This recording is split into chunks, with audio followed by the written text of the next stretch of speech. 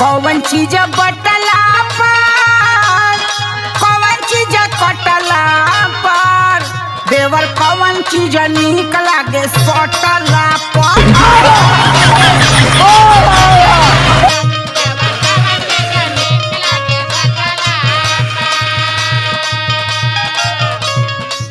कहो भौजी का है बबुआ? उलू लुलू में पढ़ के आलू हाँ आए जौन बतावे वाली बात तो के बा मैं से पूछत हूँ।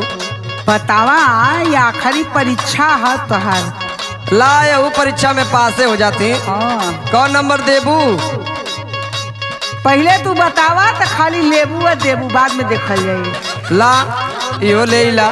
बोला। ज्ञान विद्या बटला पर दुख दन कटला